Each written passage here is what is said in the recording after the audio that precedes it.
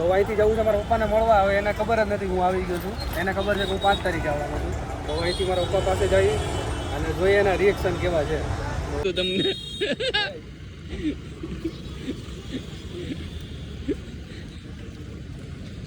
કેવું રહ્યું મામા?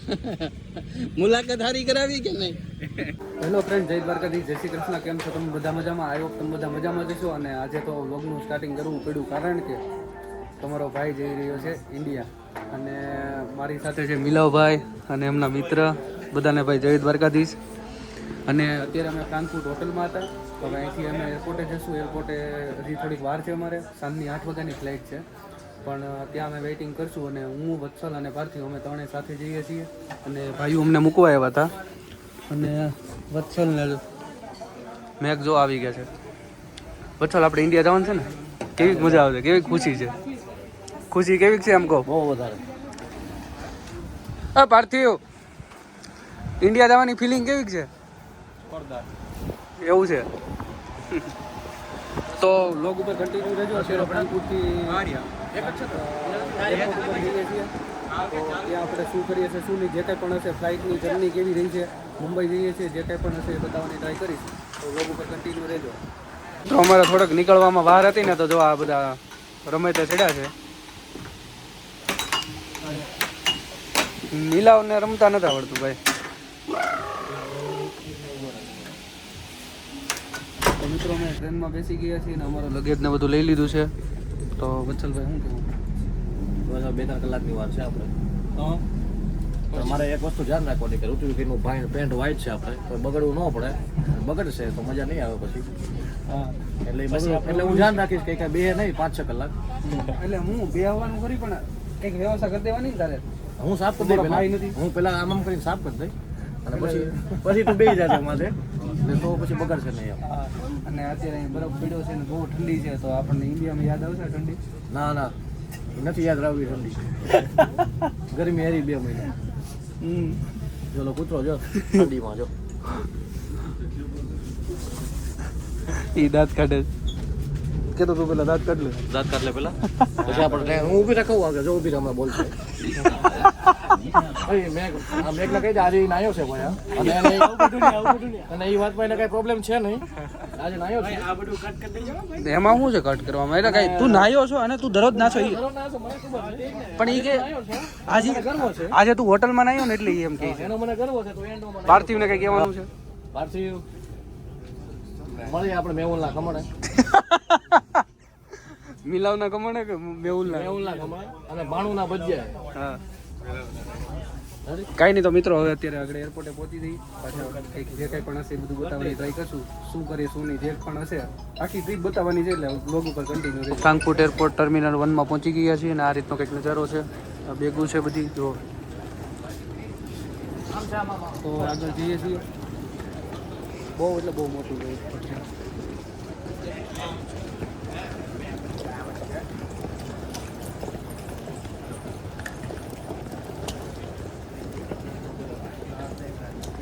તો મેકડોનલ્ડ્સમાં આવી ગયા. બધા જમવા બેઠા છે. ભૂખ લાગી ગઈ હતી ફૂલ. સમજો એરપોર્ટ છે તો જમીએ મળી જમીન. તો ફાઇનલી ફ્રેન્ડ્સ અમે ફ્રાન્કફર્ટ એરપોર્ટ ઉપર અત્યારે છે ને ચેકિંગની લાઇનમાં ઊભા છીએ. અને ચેકિંગની લાઇન છે બહુ મોટી.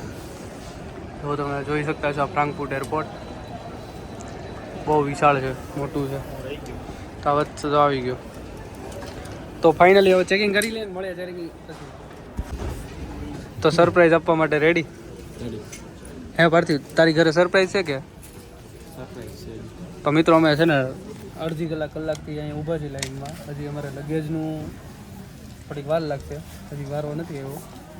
તો હવે અહીંથી અમારે પાસે હજી તો બોર્ડિંગ પાસ ને એવું બધું કંઈક આવતું હોય છે. બધું કરવાનું છે. વત્સલભાઈ જેમ આગળ હાલે એમ. અને આ ભાઈ સરપ્રાઈઝ આપવા માટે રેડી થઈ ગયા છે. જો એને પાછા 12 જણા લેવા આવવાના આપણે. કેટલા? હા, એને ભાઈ સુરત રેલવે સ્ટેશન 12 જણા લેવા આવશે. મેં કીધું ભાઈ બધાને બહાર રાખજો. ચાલો સાઉથના મૂવી જેવો ગુંડા જેવો સીન થઈ જાય બધાનો. ને કંઈ 12માં અમે તાર લીધો. હા, એટલે મને બીક લાગે આ બધી. તો બસ આવી કંઈક અમારી ફ્લાઇટ હશે. તો તમે વ્લોગ ઉપર કન્ટિન્યુ રહેજો. અને જો મિત્રો તમે આ ચેનલમાં નવા હોય તો ચેનલને સબસ્ક્રાઈબ કરવાનું નહીં ભૂલતા. અને આવા નવા વ્લોગ અમે લાવતા રહીશું માટે વ્લોગ ઉપર કન્ટિન્યુ મજા કરીએ. તો મિત્રો અમારે ઇમિગ્રેશનને બધું ફિનિશ થઈ ગયું છે. હવે બસ ફ્લાઇટની વેઇટ કરવાની છે જે 1.5 કલાક પછી છે. તો ફ્લાઇટમાં અમે બેસી જઈશું, એ વાંધો નથી. પછી મુંબઈ અમે ઉતરવાના છીએ કાલે સવારે 9:30 વાગ્યે. તો બસ હવે આવી રીતનું કંઈક છે ને. હમણાં પ્લેનમાં બેસીએ ત્યારે પાછા વિડીયોમાં જોઈન થઈએ. ત્યાં સુધી વ્લોગમાં કન્ટિન્યુ. આ ફ્રાન્કફર્ટ એરપોર્ટ. તો મિત્રો જો બસ ફ્લાઇટમાં બેસવા જઈ રહ્યા છીએ. આ ફ્લાઇટમાં આવી ગયું તો વ્લોગ ઉપર રહેજો.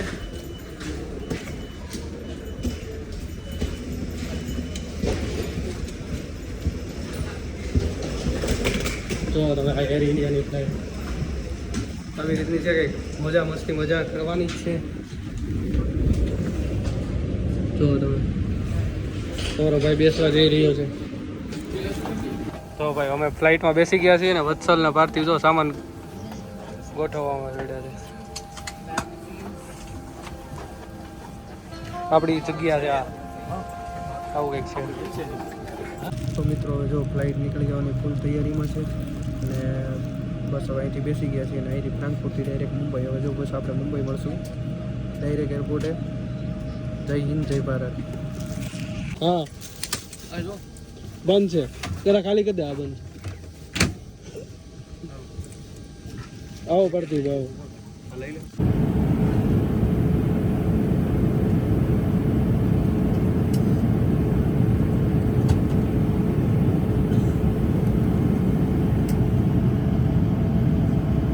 તો જુઓ મિત્રો પાર્થિવભાઈ, તો અમારું સફળતાપૂર્વક લેન્ડિંગ મુંબઈ એરપોર્ટમાં થઈ ગયું છે. પછી હવે આગળ આપણે શું કરવાનું? અહીંથી પછી આ સામાન બામાન બધું કલેક્ટ કરી લઈને પછી આપણે મળીએ 4 નંબરના બે. હા 4 નંબરના આપણે. તો એમાં એને શું કામ બધું તમે બધા કન્ટિન્યુ રહેજો. તો ફાઇનલી ફ્રેન્ડ્સ અમે મુંબઈ એરપોર્ટ પહોંચી ગયા છીએ. ફાઇનલી આપણા ઇન્ડિયામાં પહોંચી જ ગયા છીએ અને બસ જો અમે ફ્લાઇટમાંથી હજી ઉતર્યા છીએ. અમારે છે ને ઇમિગ્રેશન ને બધું બાકી છે. વત્સલ ગયો છે બાથરૂમ, મોઢું ધોવા. મેં મોઢું ધોઈ લીધું, પાર્થિવે ધોઈ લીધું છે. પાર્થિવે આવી ગયો. અહીં સામાન છે, હવે સામાન લઈને હવે જવું છે નીચે. બેલ્ટ ઉપર જે સામાન આવે એ કલેક્ટ કરવો છે. કલેક્ટ કરીને પછી છે ને પાછું અહીંથી ટેક્સી પકડીને બાંદ્રા જવું છે. ત્યાંથી ટ્રેનમાં જવાનું છે કારણ કે ઘરે સરપ્રાઈઝ આપવાની છે. કોઈને ખબર નથી કે હું જાઉં છું ઘરે. આ રીતનું છે. તો વ્લોગને સ્કીપ નહીં કરતા, મજા આવશે. અને જો તમે નવા હોય ચેનલમાં તો લાઈક કરો, ફોલો, શેર અને સબસ્ક્રાઈબ કરવાનું નહીં ભૂલતા. રેડી? તો મળીએ આગળ. હવે બગેજ લઈ લઈએ.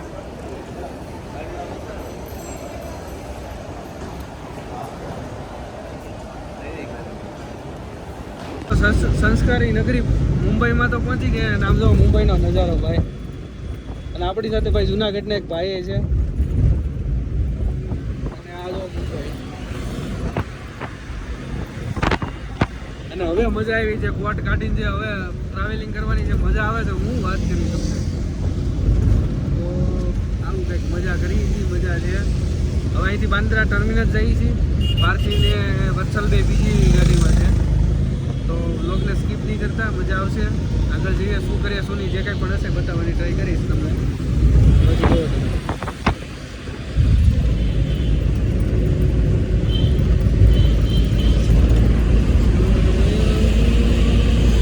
તો ફાઇનલી ફ્રેન્ડ્સ અમે ટ્રેનમાં બેસી ગયા છીએ બાંદ્રાથી. હવે 4:30 વાગે સુરત રેલવે સ્ટેશન પહોંચશું. ત્યાં સુધી બસ પહોંચી જઈએ અને હાવ એટલે હાવ થાકી ગયા છીએ. તો જર્ની કેવી જાય જોઈએ, જાણીએ શું કરીએ છે શું નહીં, જે કંઈ પણ હશે બતાવવાની ટ્રાય કરીશ. ને મુંબઈની ટ્રેન છે જો બેસી ગયા છીએ ફાઇનલી. તો હવે મળશું સુરત. તો ફાઇનલી મિત્રો અમે જો સુરતમાં અત્યારે પહોંચી ગયો છું અને મને લેવા આવ્યો છે ગોપાલભાઈ અને ભરત મામા. જો તો બસ જો મળીને. અને આ ચિરાગભાઈ અંદર થોડાક બેઠા છે અને થોડુંક કામ છે એટલે. તો અહીંથી જવું છે મારા પપ્પાને મળવા. હવે એને ખબર જ નથી હું આવી ગયો છું. એને ખબર છે કે હું 5 તારીખે આવવાનો છું. તો અહીંથી મારા પપ્પા પાસે જઈ અને જોઈએ એના રિએક્શન કેવા છે.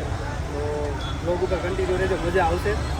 कैसी है ये दूरी, कैसी मजबूरी, मैंने नजरों से तुझे छू लिया, ओ हो कभी तेरी खुशबू कभी तेरी बातें बिन मांगे ये जहां पा लिया तू ही दिल की है रौनक तू ही जन्मों की दौलत और कुछ ना जानो बस इतना ही जानो तुझ में रब दिखता है यारा मैं क्या करूं तुझ में रब दिखता है यारा मैं क्या करूं सजदे सर झुकता है यारा मैं क्या करूं तुझ में रब दिखता है यारा मैं क्या करूं रब ने बना दी जोड़ी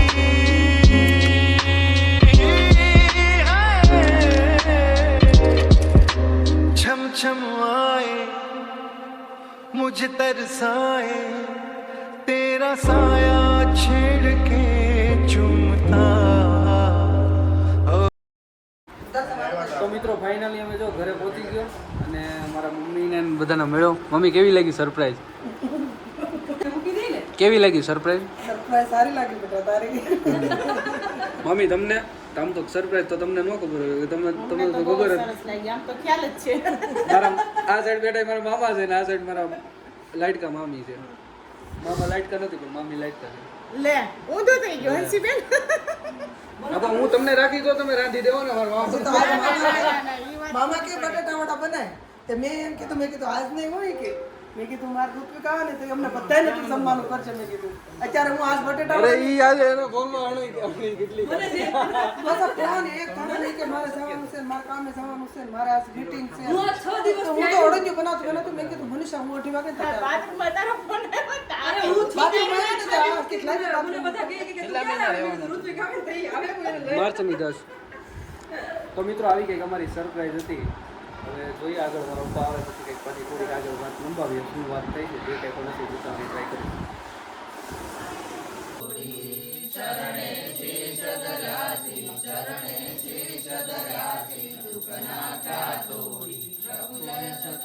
સ્વામી